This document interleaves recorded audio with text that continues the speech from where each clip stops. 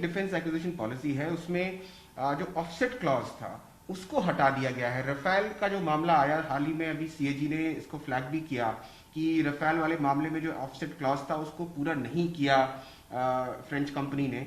उसके बाद ये फैसला लिया गया। आप कैसे देखते हैं इस फैसले को? दो चीजें कह रही है सरकार की ऑफसेट क्लॉज की वजह से कॉस्ट बढ़ती थी और टेक्नोलॉजी ट्रांसफर नहीं हो रही थी, जिसकी वजह से इसको खत्म कर दिया गया। मोदी जी ने आज मेक इन इंडिया की हत्या कर दी। मोदी सरकार ने आत्मनिर्भर भारत को खत्म कर दिया।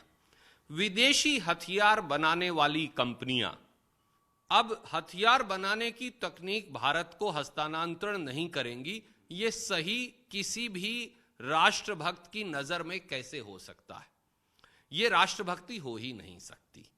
आप बताएं, अगर एक ही कंपनी को हजारों करोड़ रुपए का विदेशी हथियार सप्लाई का कॉन्ट्रैक्ट मिलेगा तो मोदी जी कहते हैं कि उसे हथियार बनाने की तकनीक हिंदुस्तान को देने की आवश्यकता नहीं, ये भारत के हित में है या भारत के खिलाफ।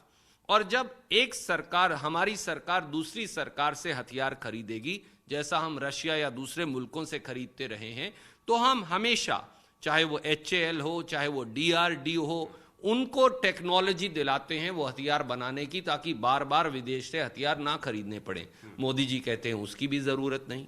यानी हिंदुस्तान का पैसा बाहर जाए, हजारों करोड़ रुपए का मुनाफा विदेशी सरकारों या विदेशी प्राइवेट हथियार बनाने वाली कंपनियों को हो, और भारत को कोई तकनीक ना मिले, मेक इन इंडिया मर जाए और मेक इन फॉरेन कंट्रीज ही केवल जिंदा रहे। लेकिन सरकार कह रही है कि ऑफसेट क्लॉज की वजह से कीमत बढ़ रही थी। जो इक्विपमेंट जो हम परचेज कर रहे थे या जो जहाज खरीदे थे उसकी कीमतें बढ़ रही थी, जिसकी वजह से इसको खत्म किया गया है। यह अपने आप में एक कोरा मजाक है और इसका सबसे बड़ा उदाहरण रफाल हवाई जहाज है।